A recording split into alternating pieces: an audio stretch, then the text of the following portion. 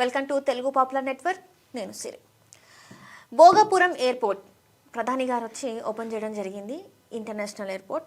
అయితే ఈ ఇంటర్నేషనల్ ఎయిర్పోర్ట్కి క్రెడిట్ ఎవరికి అన్న చర్చ బాగా జరుగుతుంది. ఎప్పుడైతే ఈ ఓపెన్ అంటే ప్రధాని గారు వచ్చి ఓపెన్ చేశారో వచ్చినప్పటి నుంచి ఇదే అసలు ఈ క్రెడిట్ ఎవరికి ఇవ్వాలి, జగన్ గారికి ఇవ్వాలా, చంద్రబాబు నాయుడు గారికి ఇవ్వాలా, మోదీ గారికి ఇవ్వాలా అనే చర్చ అయితే జరుగుతుంది. దీని మీద మాట్లాడడానికి ఈరోజు మనతో పాటు ఉన్నారు చెలసాని శ్రీనివాస్ గారు. నమస్కారం సార్. నమస్కారం. అందరికీ నమస్కారం సార్. భోగాపురం ఎయిర్పోర్ట్ అసలు ఆ క్రెడిట్ ఎవరికి ఇవ్వాలి అనేది చాలా చర్చనీయాంశమైంది. వార్తలలో కూడా దాని గురించి మాట్లాడుతున్నారు. మీరు చెప్పండి సార్, మీ అనుభవంతో ఇది ఈ ముగ్గురులో ఎవరికి ఇవ్వాలి? చంద్రబాబు నాయుడు గారికా, జగన్ గారికా, లేకపోతే మోదీ గారికా? ఎవరు క్రెడిట్ వాళ్ళకి ఇవ్వాలండి. ఇప్పుడు ఏదో ఇటు సైడ్ కూర్చుని అటు సైడ్ తిడితే ఓ 40% జనం సపోర్ట్ చేస్తారు, అటు సైడ్ కూర్చుని ఇటు సైడ్. ఇప్పుడు మోస్ట్లీ ఇలాగే అయిపోయింది. స్వతంత్ర వ్యక్తిత్వాలు చెప్పేది వింటాం కంటే నువ్వు ఇటు సైడ్ ఉంటావు, లేకపోతే బూతులు తిట్టడం, వాళ్ళ తల్లిదండ్రులు నేర్పిన సంస్కారం అంతా కనపడుతుంది. సరే, నేను కమింగ్ పేట్ నాకు తెలిసిన సమాచారం చెప్తాను. 2015లో 2005లో రాజశేఖర రెడ్డి గారు ఒక మనకి అక్కడ ఎయిర్పోర్ట్ కావాల్సింది, naval airport expansion airport authority of India 332 acres తీసుకుంది కాబట్టి మనకి కష్టం అవుతుంది. నైట్ టైం ల్యాండింగ్ కూడా ఒకసారి ఇబ్బంది జరుగుతుంది అక్కడ. పైగా మేఘాద్రిగడ రిజర్వాయర్ అక్కడ పొంగినప్పుడల్లా ఈ ఎయిర్పోర్ట్ ఆగిపోవడం జరుగుతుంది. దానికి చాలా కష్టంగా ఉంది. మనం దానికి నేవల్ రెండోది నేవల్ది ఈస్టర్న్ నేవల్ కమాండ్స్ ఇండియా మొత్తానికి headquarters Visakhapatnam. From Calcutta to Tuticorin మొత్తం అంతా ఈస్ట్ ఎయిర్ దీనికి. దాని నేవల్ ఎయిర్పోర్ట్ ఇది. దాంట్లో సెపరేట్ నేవల్ హెలికాప్టర్స్ అన్నీ ఉంటాయి. యాక్చువల్లీ దాన్ని ఎక్కువ వాడుకోకూడదు. సరే, మనకు అవసరం కాబట్టి వాడుకుంటున్నాం. నైట్ ల్యాండింగ్ ఫెసిలిటీ కూడా లేని సందర్భాలు మన చాలా కాలం కోరకం అసలు యాక్చువల్గా. ఈ నేపథ్యంలో తర్వాత దాన్ని కొంత ఎక్స్పాండ్ చేశారు, కొంత బాగానే చేశారండి. ఈ రాజశేఖర రెడ్డి గారు మూడు చేసిన తర్వాత సబ్బవరం, అచ్యుతపాలెం, ఇంకో ఊరు, అలాగే ఈ 4 వీటి మీద కమిటీ చేసి టెక్నికల్ కమిటీ ఎవాల్యుయేషన్ చేయమన్నారు. చాలా కాలం ఎవాల్యుయేషన్ చేసిన తర్వాత వాళ్ళు చేసింది ఏంటంటే ఈ భోగాపురం బెటర్ ప్లేస్ అని. ఉత్తరాంధ్ర కూడా రాజశేఖర రెడ్డి గారు అంటే ఆయన చనిపోయే ముందు అది చేసిన తర్వాత ఈ టైంకి ఆ పోలవరం రావటం, మిగతా ఈ రావటం, ఇది ఇంకా ముందుకు పడలేదు మనకి. ఇంకా ఎక్స్పాన్షన్ అంతలోకి ఆయన చనిపోయారు 2009 ఎన్నికలు అయిన తర్వాత రోసీ గారు ఈ కండువా వేసుకుంటున్నాం. ఆ టైము ఏం చేయాలని దాంట్లో ఆయన బిజీగా ఉన్నారు, మంచిగానే. కానీ తర్వాత ఎప్పుడు క్రికెట్ ఆడటం లాస్ట్ బాల్తో ఈయన జీవితం అయిపోయింది. తెలంగాణకి అలాగే మాట్లాడారు, ఆంధ్రప్రదేశ్ కూడా అన్యాయం చేశారు. ఇప్పుడు ఈ మధ్యన ఉత్తర భారతీయ జనతా పార్టీ వేసి దక్షిణాది మీద దండయాత్ర మాట్లాడుతున్నారు. కిరణ్ కుమార్ రెడ్డి గారిని ఒక ఆయన ఉన్నారు కదా, ఆయన అంటే ముందడుగు పడాలి. ఈ టైంలో ఏం చేశారు? కిషోర్ చంద్రదేవ్ గారిని ఉత్తరాంధ్రకు చాలా గొప్ప మనిషి. ఇవాళ సమాజం మనం గుర్తుంచుకోవాల్సిన అతి గొప్ప, ఎందుకంటే ట్రైబల్స్ రైట్స్ని కాపాడుతుంది. కానీ అత్యంత గొప్ప విద్యావంతుడు. కురుపం పక్కన కూడా ఆయన రాజా గారు అంటారు. మనం వెళ్ళినప్పుడు వరకులో వెళ్ళినప్పుడు ఆయన భవనం దగ్గర అక్కడ ఉన్నామంటే అక్కడ సేవా కార్యక్రమాలు చేస్తూ ఉంటాం అప్పుడు. ఆయన సెంట్రల్ గవర్నమెంట్ తరఫున డిక్లేర్ చేశారు, భోగాపురం ఇంటర్నేషనల్ ఎయిర్పోర్ట్ మేము టేకప్ చేస్తామని చెప్పి మినిస్టర్ కింద రిజైన్ చేశారు. తర్వాత మీకు తెలుసు, రాష్ట్ర విభజన సమయంలో గొడవలు అయిపోయినాయి, అంత అయిపోయింది. చంద్రబాబు నాయుడు గారు వచ్చిన తర్వాత ఆయన 2015లో అమరావతిని అనౌన్స్ చేశారు. 14 ఎండింగ్ చేశారు. అమరావతిలో 34 ఎకరాలు కాదు, విశాఖపట్నంలో కూడా మనం డెవలప్ చేద్దాం 15 ఎకరాలు తీసుకుని. Not only airport, it's a comprehensive hub కింద మొత్తం డెవలప్మెంట్ జోన్ అన్నీ పెడదాం అక్కడ అని చెప్పి 15,000 ఎకరాలకి ఆయన ప్రణాళిక చేసి అనౌన్స్ చేశారు.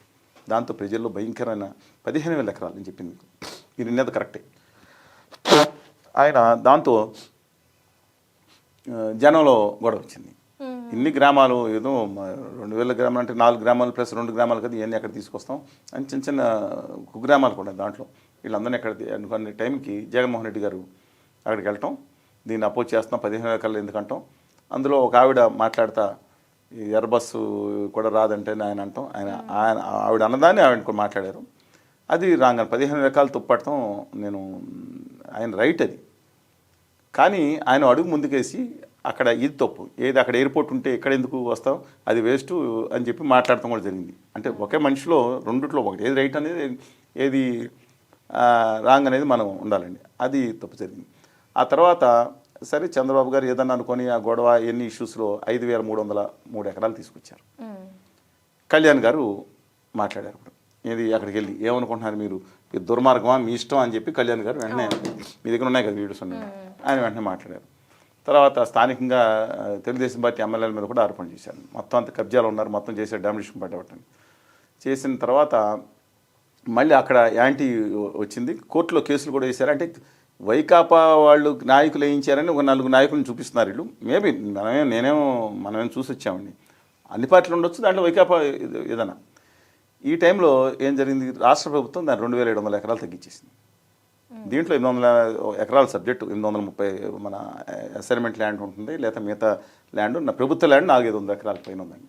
డిపెండ్స్, అంటే దీంట్లో ఫారెస్ట్ ల్యాండ్ లేదు, కొంతలో మిగతా అన్ని ప్రభుత్వ ల్యాండ్. ఈ టైంలో నేను చెప్పింది ఎందుకంటే విపులంగా ఎందుకు చెప్తున్నా అంటే, ఎందుకంటే ప్రతి ఒక్కళ్ళు రోజుకు బయలుదేరితే అటు ఇటు కంప్లీట్ సైడ్ తీసుకుంటారు. దీంట్లో వెళ్తే వెంటనే చంద్రబాబు నాయుడు గారు దాన్ని ఫైనలైజ్ చేసి టెండర్ పిలిచారు. టెండర్ పిలిస్తే దానికి ముందే కేంద్ర ఎయిర్పోర్ట్ అన్నీ కూడా అనుమతులు ఒక్కొక్కటి 2016-17 దాకా వచ్చింది. Airport of authority of India government of India సంస్థ, దానికి అది బిడ్డింగ్ వేసింది. 30.3% ఇచ్చేటట్టు ప్రాఫిట్ చేసేది. జిఎంఆర్ ఓన్లీ 21%, పైగా ఎకరానికి కూడా ఎంత ఇస్తామని ఇస్తారు. వేస్తే వాళ్ళకి అవార్డు అయిపోయింది. ఇంతకీ గాలి మోటార్ల శాఖ మంత్రి ఎవరు? అశోక్ గజపతిరాజు గారు. నిజాయితీపరుడు కమ్ వాటర్. మీరు ఆయన్ని మిగతా దాంట్లో వ్యతిరేకించండి, ఐ డోంట్ మైండ్, కానీ ఆయన నిజాయితీపరుడు. No second thought in that. మేము ఆయన్ని ప్రత్యేక హోదా విషయంలో ఆయన గొడవ కూడా చేసాం, అది వేరు. గొడవ చేయటం వేరు హక్కుల కోసం, కానీ ఆయన నిజాన్ని మిగతా వాళ్ళని ఆయన ఎంత ఆయనకు వచ్చింది. మిగతా వాళ్ళని రాజులందరూ అక్కడ కట్టుకుంటే ఆయన మానస ట్రస్ట్ తరఫున సరే కొంత ల్యాండ్ మిగతా అంతా ప్రజల కోసం దానం చేసి ఇన్స్టిట్యూషన్ కూడా పెట్టిన వాళ్ళు ఫ్యామిలీ అది. అందువల్ల అశోక్ గజపతిరాజు గారు మాత్రం ఎయిర్పోర్ట్ అథారిటీ ఆఫ్ ఇండియా, ఆయన నానో కారులో ఢిల్లీ వెళ్ళాను. ఆయన సెక్రటరీ గారు కూడా ఈశ్వర్ గారు ఆయన కూడా అరెస్ట్ అయ్యండి. ఉన్నప్పుడు సాయంత్రం అవగానే 5 గంటలు అవగానే నానో కారు ఒకటి తీసుకుని ఇంటికి వెళ్ళిపోయాడు అనుకుంటా. అది చేసిన తర్వాత ఎయిర్పోర్ట్ అథారిటీ ఆఫ్ ఇండియా వచ్చిన తర్వాత ఏం చేశారు, అంతలో జిఎంఆర్ గారు వచ్చారు. అంత తిరుగుబడ్డే ఏం జరిగిందో నాకు తెలియదు, అంటే నేను ఆరోపణ చేయలేను. చంద్రబాబు నాయుడు గారి కానీ మధ్య ఏం జరిగిందో తెలియదు, కానీ వెంటనే airport authority of India permission cancel చేశారు. టెండర్ క్యాన్సిల్ చేశారు. క్యాన్సిల్ చేసేసి ఎందుకు క్యాన్సిల్ చేశారన్నారు. మేము ఇప్పుడు ఎక్స్పాన్షన్ చేస్తున్నాం, మాకు కొత్తగా ఇంక్లూడ్ చేస్తున్నాం, దానికి తెలిసి ఎందుకు చేశారు. అయిపోయిన తర్వాత కొత్త టెండర్ పిలిచారు. పిలిస్తే ప్రసాద్ మహాపాత్ర గారిని ఎయిర్పోర్ట్ అథారిటీ ఉండే, దాంట్లో కండిషన్ ఏం పెట్టారంటే, దీంట్లో రియల్ ఎస్టేట్ వ్యాపారం ఉన్నాడికే నేను దాయిస్తాను. ఆ airport authority of India limited real estate broker పని చేస్తా, గవర్నమెంట్ ఆఫ్ ఇండియాది, ఇది అన్యాయం, మాకు అన్యాయం చేశారని chairman of airport authority of India government of India వచ్చి మరి ఆ రోజు ఎండియా గవర్నమెంట్ అని చెప్పి ఆయన బయటకు వచ్చి ఒక గవర్నమెంట్ సంస్థని ఒక ప్రభుత్వాన్ని ఆయన ఆరోపించారు. ఏం జరిగింది, ఈయన వేశారు. తర్వాత అంతలోకి 2019లో ఎలక్షన్స్ ముందు శంకుస్థాపన చేశారు. అప్పటికి జిఎంఆర్ వాళ్ళకి లోయెస్ట్ వేశారు, కానీ అకాడెన్స్ ఇవ్వలేదు, పర్మిషన్ ఇవ్వలేదు, క్లీన్ ఇవన్నీ రాలేదు. శంకుస్థాపన చేశారు. ఇది అక్కడ శంకుస్థాపన వేరే దగ్గర ఉందండి యాక్చువల్గా. ఆ తర్వాత ఏం జరిగింది, రాష్ట్ర ప్రభుత్వం మారింది, జగన్మోహన్ రెడ్డి గారు వచ్చారు. వచ్చిన తర్వాత అంతలో కేసులు కూడా చాలా ఉన్నాయి. అంటే దాదాపు చంద్రబాబు నాయుడు గారి హయాంలో 2019 నాటికి మెజార్టీ ల్యాండ్ 75,400 కేసులు తప్ప మిగతా ల్యాండ్, ప్రభుత్వ ల్యాండ్ మిగతా అంతా కూడా గవర్నమెంట్ టేక్ ఓవర్ అయ్యి ఉంది. ఒక 300-400 ఎకరాలు ఆగి కోర్టులో కేసులు ఆగి ఉంది. 400 మంది డిస్ప్లేస్మెంట్ అన్నీ కట్టాలి. జగన్మోహన్ రెడ్డి గారు వచ్చిన తర్వాత ఏం చేశారు అంటే, వీళ్ళ ఆరోపణ ఏంటి, ఆయన జిఎంఆర్ గారికి కాకినాడ ఉన్నదాన్ని అరవిందో ఫార్మా కేసు సెటిల్ చేసేసుకున్నారు. ఇక రండి నేను మీకు ఇస్తాను మీకు ఇదని. కానీ ఆయన చేసిన మంచి పని ఏంటంటే, జగన్మోహన్ రెడ్డి గారు 2,200 ఎకరాలు ఇస్తాను, 500 ఎకరాలు సిటీ సైడ్ మాత్రం నేను రాష్ట్ర ప్రభుత్వాన్ని పెట్టుకుంటాను. సరే ఆయన లాభం పొందుతారో అనవసరం, అది రాష్ట్ర ప్రభుత్వాన్ని పెట్టుంచారు. ఆయన పెట్టి నువ్వు 2,200 ఎయిర్పోర్ట్ కట్టుకున్నాను. ఆయన వచ్చి ఆయన తెగ పొగిడారు. మీ నాన్నగారు హైదరాబాద్ ఎయిర్పోర్టు మీరు కట్టారు, నేను శంకుస్థాపన చేసి కట్టుంటున్నా, మీరు ఉద్దేశంలో మీరు చేస్తారు, మీరే ఉంటారు. రాజకీయ నాయకుడు మాట్లాడకూడదు. ఆయన 2024కి మళ్ళీ తర్వాత నెగ్గుతారో తెలియదు, 31 నెలల్లో కూడా ఈయనే ఉంటారని ఆయన వ్యక్తం చేశారు. ఆయన వ్యాపారస్తుడు, ఎటు కావాలంటే అటు ఆయన వాళ్ళ ఇష్టం అండి, ఆయన పొగుడుతూ ఉంటారు. ఇవాళ బయట సభలో మాట్లాడడం, బయట వచ్చి మాట్లాడి చాలా పొగిడారు. ఇలాగని మన తెలుగు బిడ్డ, గుజరాతీ మారాడీలు కాదు తెలుగు బిడ్డను బాగుంటాడని మనకేమైతే అయింది. కానీ నేను చెప్పే పాయింట్ ఏంటంటే, జగన్మోహన్ రెడ్డి గారు ఇచ్చారు. ఇచ్చి దాదాపుగా ఆయన చాలా ఫాస్ట్లో కింద గ్రౌండ్ వర్క్ అయింది. బిట్వీన్ 20 to 25% పని జూలై నాటికి 2024 నాటికి అయిపోయింది మిగతా బేసు. తర్వాత స్పీడ్గా చేసేయాలని 1.5 years అయిపోతుంది అనుకున్న సందర్భంలో మళ్ళీ గాలి మోటార్ల శాఖ మనకే వచ్చింది. అదే గాలి మోటార్లు ఏమో టాటాకి ఎగిరిపోయినాయి, గవర్నమెంట్ ఈ విమానాశ్రయాలు ఆదాయానికి అమ్ముతున్నారు. ఆయన మిగిలినంతో ఆయన రీల్స్ చేసుకుంటున్నారు, బిజీగా ఉన్నారని ఆరోపణ.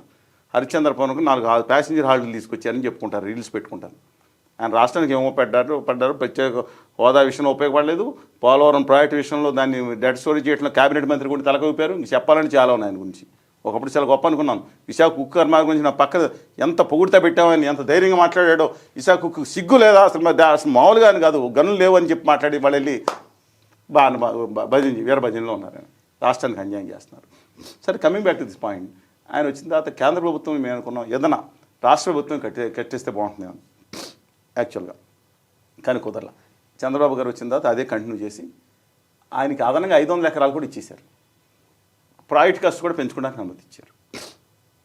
ఇవాళ ఏంటంటే కట్టింది అంత 9 లక్షలు 10 లక్షల సేఫ్టీ ఎంత అవుతుంది? ఇంక్లూడింగ్ ఏటీఆర్, దానికి రన్వే 3,800 రన్వే ఎంత అవుతుంది? ట్యాక్సీ స్టాండ్ మిగతా ఎంత అవుతుంది? మిగతా ఇన్ఫ్రాస్ట్రక్చర్, దానికి కావాల్సిన వందల వేల కోట్ల రూపాయలకు సంబంధించిన భూమి కానీ, లేదా అక్కడ కాబోయే ఇన్ఫ్రాస్ట్రక్చర్ మిగతా కానీ అనేక విధాలుగా రాష్ట్ర ప్రభుత్వం ఖర్చు పెడుతుంది, డైరెక్ట్ అండ్ ఇండైరెక్ట్ ఎక్స్పెండిచర్. మరి అది మన రాష్ట్ర ప్రభుత్వం ఎందుకు కట్టలేదు? ఆంధ్రప్రదేశ్ ఎయిర్పోర్ట్ డెవలప్మెంట్ అథారిటీకి ల్యాండ్ కొన్నప్పుడు, కర్నూలు చిన్న ఎయిర్పోర్ట్ కలిసి బాగా ఉన్నప్పుడు, ఈ ఎయిర్పోర్ట్ ఆ 1,000 కోట్లు ఎంత అవుతుంది అనుకోండి, అది లోన్ తీసుకొచ్చి బ్యాంకులు ఆళ్ళలోంచి ఇళ్ళకి ఇస్తారు. మరి ఆంధ్రప్రదేశ్ గవర్నమెంట్ ఎందుకు కట్టుకోకూడదు అని చోట్ల నేను అడుగుతున్నాను. ఆ లోన్ ఆంధ్రప్రదేశ్కి ఇస్తారు కదా, ఎలాంటికి ఇవ్వండి మేనేజ్మెంటు రాష్ట్ర ప్రభుత్వం హక్కుగా ఉంటుంది. మీరు 40 ఏళ్ళ తర్వాత 60 ఏళ్ళ ఇస్తారో లేదు తర్వాత సంగతి వాళ్ళు. సార్ నా వాదన అది. వీళ్ళిద్దరు కూడా పాలకులు ఎందుకని ఇద్దరు కాంప్రమైజ్ అయ్యారు. ఆదాని గారికి ఇద్దరు కాంప్రమైజ్. ఇది మాట్లాడింది ఇద్దరు కలిసి నమ్మి ట్రోల్ చేస్తారు.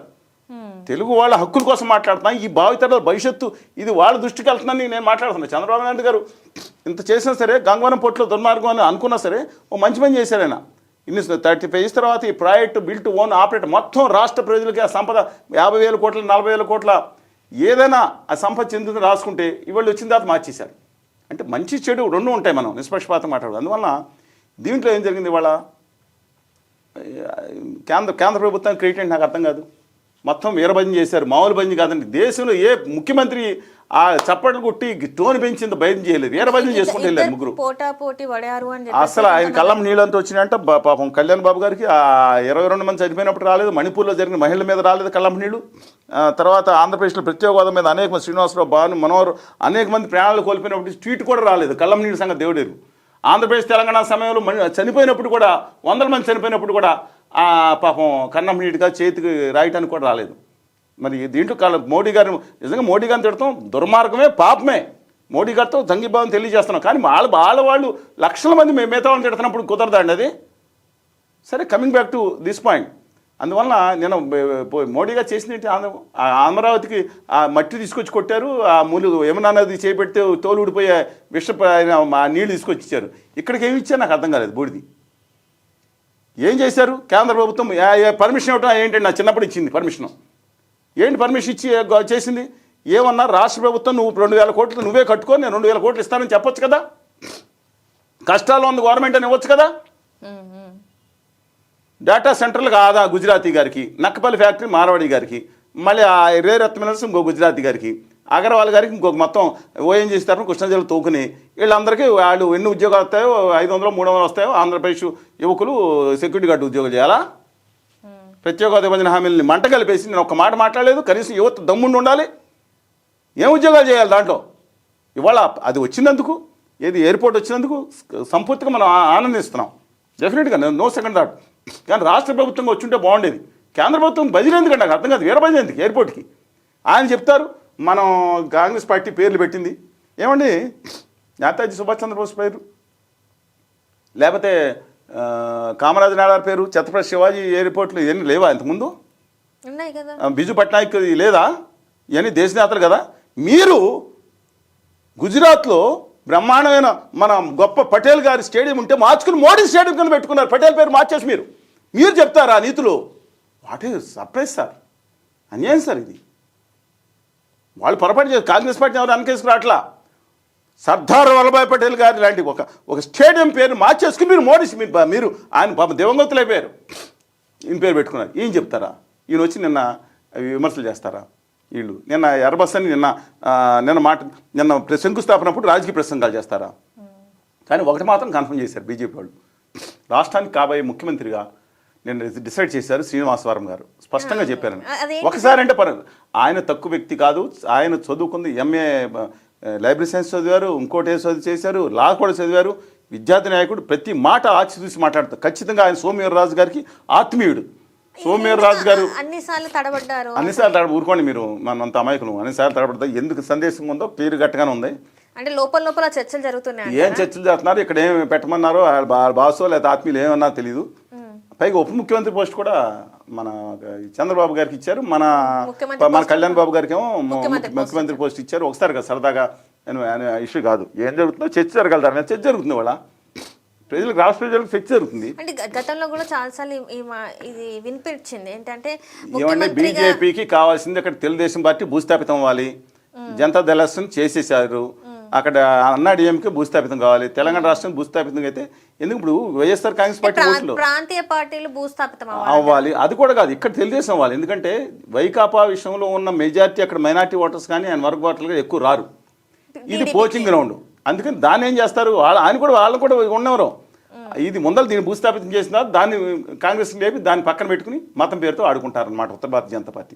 సరే, మన టాపిక్ వేరు. ఆంధ్రప్రదేశ్ హక్కుల కోసం మాట్లాడకుండా నేను డిస్కషన్ ఒకరి మీద ఒకరు తిట్టుకుంటారు. ఇది విభజన మీరు కూర్చుని ఇప్పుడు పోర్టు వచ్చింది, నక్కపల్లి పోర్టు ఇస్తున్నారు మారాడి గారికి ఇవ్వండి. రాష్ట్రంలోని యువకులకి మీరు ఎవరు మాట్లాడుతున్నారు? నిన్న ఆ జగన్మోహన్ రెడ్డి గారు లాస్ట్ టైం మోడీ గారు వచ్చినప్పుడన్నా ప్రత్యేక హోదా అని మాట్లాడారు. ఆయన మీతో మాకు సంబంధాలు అతీతమైన, రాజకీయాలకు అతీతమైన ఒక ఆత్మీయత భావం, అది కూడా ఏదో బియాండ్ దట్ చేసి చెప్పినా మాకు స్టీల్ ప్యాంటు లేదంటే మాకు ఇదని మాట్లాడారు. నిన్నేం మాట్లాడారు? ఇవాళ రాష్ట్రానికి కావాల్సింది ప్రత్యేక హోదా, విభజన హామీలు వస్తే 15 లక్షల మంది యువకులు వాళ్ళు దమ్ముగా పారిశ్రామికవేత్తలు అవుతారు. కానీ మీరు ఇవాళ కూర్చుని తీసుకొచ్చి మీరు చేసుకుని ఏం చేస్తున్నారు? వాళ్ళు తీసుకొచ్చి ఆ మార్వాడి గారి ఫ్యాక్టరీ వచ్చింది, దాంట్లో సెక్యూరిటీ గార్డులు ఏంటని మాట్లాడేది మీరు? దమ్మున్న యువతకి మీరు ఆన్సర్ ఇవ్వండి. మనకు రాష్ట్ర కేంద్ర పార్లమెంట్ ఇచ్చిన ఆశ్వాసన మన హక్కు, అది ఎవడు భిక్ష కాదు. ఆ గుజరాత్ పట్టుకుపోయారు, తన్నుకుపోయారు 100% రాయితీరు. నేను అది అడుగుతున్నాను. మీరు ఒకరి మీద ఒకరు క్రెడిట్ చోరీ కాదు, ఆంధ్రప్రదేశ్ హక్కే చోరీ అయిపోయింది. అది మాట్లాడమంటున్నాను నేను, with due respect you. Respect. ఇప్పుడు దీంట్లో రాజశేఖర రెడ్డి గారు మొదలుపెట్టిన చంద్రబాబు నాయుడు గారి పాత్ర ఎక్కువ ఉందండి. ఈ ఎయిర్పోర్ట్ రావడంలో చంద్రబాబు నాయుడు గారి పాత్ర డెఫినెట్గా ఎక్కువ ఉంది. జగన్మోహన్ రెడ్డి గారు కూడా తర్వాత ఆయన ఏం చేసుకున్నారు, ఆయన కూడా ముందుకు తీసుకెళ్లారు. ఎవరికి ఎట్టి వాళ్ళకి ఇద్దాం అనవసరం డిలే చేశారు అందరు కలిసి. నేను నేను ఎవరిని ఇంకోసారి మోడీ గారి క్రెడిట్ కాదు, మోడీ గారి డెబిటే ఉంది ఇంట్లో. నెత్తి పెడతాను, 2 పిడతలు కూడా పట్టరాలేదు. ఆ పిడతలన్నా ఆ పెట్టుకు పూజించుకునేవారు. ఎక్కడ మా ఉద్దేశం 2 పిడతలు అమరావతిలో తర్వాత అడ్డం కొట్టారు కదా. అందుకని బట్ ఒకటే చెప్తున్నాను, విశాఖపట్నాన్ని గుజరాతీ మార్వాడీలు వచ్చి అక్కడ ఉండొచ్చు, కానీ మొత్తం వాళ్ళు అడ్డాగా చేసుకుని వాళ్ళు శాసించే స్థితికి వస్తే మాత్రం ఒక గొప్ప నగరం మన చేతుల్లో, తెలుగు వాళ్ళ చేతుల్లో ఉండవు. అది ఒకటే గమనించుకోండి. ఎందుకు ఇంత చేస్తున్నారు అంటే ఇక్కడ మోదీ గారి అంతగానం భయం. ఇంతకుముందు ఏ రాజకీయ నాయకుడు ఇంతలా ఏ రాష్ట్ర ముఖ్యమంత్రి కూడా జిందాబాద్ వాయిస్ పెంచి చంద్రబాబు నాయుడు గారి స్టేచర్కి అది కాదు అబ్సల్యూట్గా ఆయన అంత. కానీ ఏంటంటే వాళ్ళ దేనికి లొంగారు అంటారు? ఎందుకంటే హేమంత్ సోరెన్ని, కేజ్రీవాల్ని ఉన్న ముఖ్యమంత్రులు ఉన్నాళ్ళే లోపల ఇస్తారు. కేంద్రంలో టీడీపీ వల్లనే లేదండి, అదేం లేదు. బీజేపీ 6 నిమిషంలో టీఎంసీలు ఇచ్చారు, 6 నిమిషాలు తీల్చేస్తారు వీళ్ళు. ఆదా అంటే కంపెనీ ఆదా మోషా గారు లాంటి సామాన్యులు కాదండి, 5 నిమిషాలు సమాజ్ పార్టీ మీద చేస్తారు. మొన్న ఆల్రెడీ పాప మిగిలిన వీళ్ళని కూడా తీశారు, శివసేనని కూడా లాకెళ్ళారు. 5 నిమిషాలు ఇప్పుడు అవసరమే ఉంది టీడీపీతో. ఒకప్పుడు కూడా లేదు, 5 నిమిషాలు కావాలి. టీడీపీలో 10 మంది కూడా తీర్చే కెపాసిటీ ఉంది వాళ్ళకి, మామూలు కాదండి. ఇంతకుముందు చేస్తలేదా? ఉన్న 5 పార్లమెంట్ సభ్యుల్లో ఓడిపోతే 5 రాజ్యసభ సభ్యులు ఉండేవారు. ఒక్క కనకమేట రవీంద్ర కుమార్ గారు మాత్రం పారిశ్రామికవేత్త కాదు, మిగతా 4 తీసుకెళ్ళిపోయారు కదా. మళ్ళీ వాళ్ళేం చెప్తారండి, నాకు అర్థం కాదు. అందులో ఒక ఆయన పాపం చెప్తే ఇక తప్పనిసరి అందరూ వెళ్ళిపోయారు కదా, వాళ్ళేం చెప్తారు అసలు? వాళ్ళు టీఎంసీ వాళ్ళు జంపింగ్ జిల్లాలని మంత్రి పదవులు ఇవ్వబోతున్నారు కేంద్రంలో. వాళ్ళేం చెప్తారు? వాళ్ళు నింతులు సొత్తాలు చెప్తారా? అది బీజేపీ ఉండేది. వాజ్పేయి గారు వాళ్ళు ఇచ్చిన స్పీచ్ మీకు పంపిస్తాను. పార్లమెంట్లో రాజీనామా చేస్తాం, నేను ఇలా అక్రమాలు చేయను, ఒక పార్టీ నుంచి ఇచ్చే దుర్మార్గం చేయను, ఎంత గొప్పగా మాట్లాడండి. పివి నరసింహరావు గారు నన్ను పిలిచి ఐక్యరాజ్య సమితికి వెళ్ళమన్నారు, ఇందిరాగాంధీ పిలిచి వెళ్ళమన్నారు. నేను నెహ్రూ గారి ఫోటో ఉంచుకున్నాను. మహానుభావుడు, గొప్పవాడు. నిజంగా చెప్తున్నాను, ఈ దేశం పురోగతిలో, నిజమైన పురోగతిలో క్రోనీ క్యాపిటలిస్టుల చేతులకి అప్పచెప్పలేదు ఆయన. దేశం భక్తి గలవాడు. ఆయన కానీ, అద్వానీ గారు కానీ, మురళీ మనోహర్ జోషి గారు, సికింద్ర భక్తర్ గారు కానీ, come what ever, Sushma Swaraj గారు కానీ, లేదా అరుణ్ జైట్లీ గారు కానీ, ఎవరైనా సరే దేశభక్తి కలిగి వాళ్ళు. రాజ్నాథ్ సింగ్ గారు కూడా. అంటే మరి ఇప్పుడు బీజేపీ నినాదమే దేశభక్తితోనే ధర్మం. దేశ ద్రోహులని మీకు అందరికీ చేస్తారు. వాళ్ళది కాపీ రైట్ అయినట్టు, హిందూ మతం వాళ్ళ దొడ్లో ఉన్నట్టు చాలా అన్యాయం అండి. గొప్ప విశ్వంభావన అది. అందువల్ల లెటర్స్ వెయిట్ అండ్ సీ. ఇది మాత్రం డెఫినెట్గా ఈ క్రెడిట్ స్టోరీ మాత్రం మోడీ గారు చేసేసారు. వీళ్ళిద్దరు కాదు, ఆంధ్రప్రదేశ్ క్రెడిట్ చోరీ డెబిట్ అంతా చేసి ఆంధ్రప్రదేశ్ని క్రెడిట్ చోరీ మాత్రం మోడీ గారు పట్టుకెళ్ళిపోయారు. ఇది అన్యాయం అని చెప్పి మనం చేస్తాం. నమస్కారం.